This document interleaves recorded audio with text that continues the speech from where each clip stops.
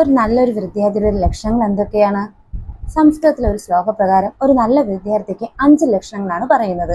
കാകശ്ചേഷ്ടി, ബൃഹത്യാനം, ശ്വാനനിദ്ര, അല്പാഹാരം, ഗൃഹത്യാഗി ഇതി വിദ്യാർത്ഥി പഞ്ചലക്ഷണം. കാകശ്ചേഷ്ടി, കാക്കയെ പോലെ ഉത്സാഹമുള്ളവനായിരിക്കും ഒരു നല്ല വിദ്യാർത്ഥി. കൊക്കിനെ പോലെ ധ്യാനമുള്ളവൻ അഥവാ നല്ല ശ്രദ്ധയുള്ളവനായിരിക്കണം. നമ്മുടെ നായ എപ്രകാരമാണോ ഉറക്കത്തിലും ജാഗ്രത നമ്മുടെ വീടിന് കാവലായിരിക്കുന്നത്, അതുപോലെ തന്നെ ഒരു വിദ്യാർത്ഥിയും എപ്പോഴും അവന് ചുറ്റും നടക്കുന്ന കാര്യങ്ങളിൽ ജാഗ്രത പുലർത്തുന്നവനായിരിക്കണം. അവന് ആവശ്യമായിട്ടുള്ള മിതമായിട്ടുള്ള ആഹാരങ്ങൾ മാത്രം, ഹെൽത്തി ഫുഡ് മാത്രം അവൻ ആഹാരമാക്കുന്നവനായിരിക്കും. അതുപോലെ തന്നെ ഒരു ഗൃഹത്യാഗി ആയിരിക്കണം എന്നാണ് പറയുന്നത്. ഗൃഹത്യാഗി എന്ന് വെച്ചാൽ വീടിനെ ഉപേക്ഷിച്ച് നാട് വിട്ടു പോകണം എന്നല്ല.